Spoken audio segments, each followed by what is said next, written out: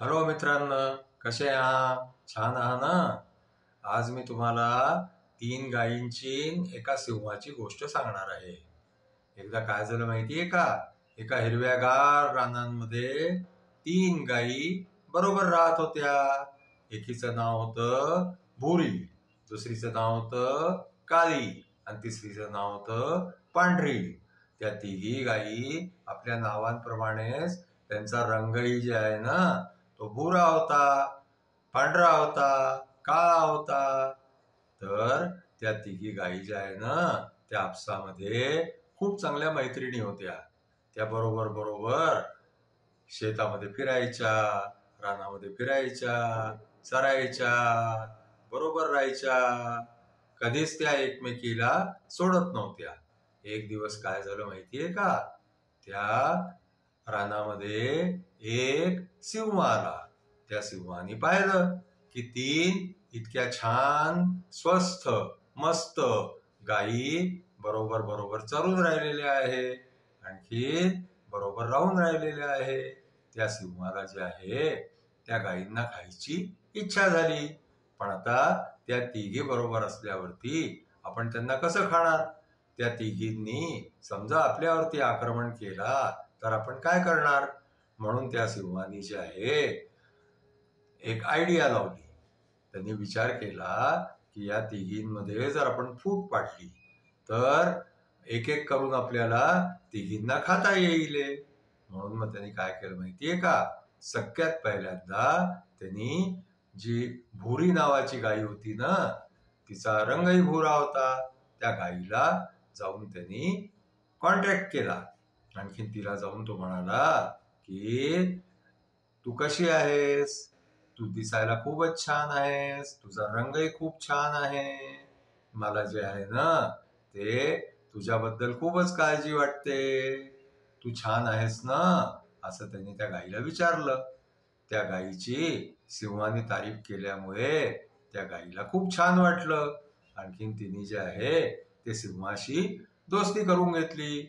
आता सिंह आणखीन ती भुरी गाय हे दोघं मित्र होऊन गेले. आता काय झालं माहितीये का? त्या सिंहाने काय म्हटलं त्या भुरीला की ही जी काळी गाय आहे ना, ही तुझ्याबद्दल वाटेल ते बोलत असती, ही तुला वाईट म्हणत असती, तर आपण एक काम करूया, या काळ्या गायीला मारून टाकूया, मी तिला मारून खाऊन जातो. आता ती भुरी गाय जी आहे ना, तिची सिंहाबरोबर मैत्री झालेली होती, तर ती म्हणाली हो ठीक आहे, काय हरकत नाही. मग जे आहे ते सिंहाने एक दिवस काळ्या गाईला मारलं, आणखीन तिला तो खाऊन गेला. नंतर मग काय झालं की आता दोघीच जणी राहिल्या, भुरी राहिली आणि पांढरी राहिली. मग आता सिंहाने जे आहे ते पांढरी गाय खायसाठी म्हणून भुऱ्या गाईला म्हटलं की लोक सगळेजण या पांढऱ्या गायीकडे जास्ती पाहतात, त्यांना पांढरा रंग आवडतो, तू भुरी असल्यामुळे तुझ्याकडे कोणी पाहत नाही. म्हणून काय झालं की त्या भुऱ्या गाईला पांढऱ्या गाईची ईर्ष्या झाली. आणखीन त्याचा फायदा घेऊन आणखीन त्या सिंहाने त्या पांढऱ्या गाईलाही मारून टाकलं, आणखीन तिला जे आहे तो खाऊन गेला. आता काय झालं की तिघींपैकी दोघींना जे आहे ते सिंहाने खाऊन टाकलं. आता एकटी भुरी राहून गेली. आता भुरी राहून गेली तर त्या भुरीला कोण वाचवणार? तिला वाचवणाऱ्या तर दोघी मैत्रिणी ज्या होत्या त्यांना तर सिंह आधीच खाऊन गेलेला होता. मग सिंहाने काय केलं माहितीये का?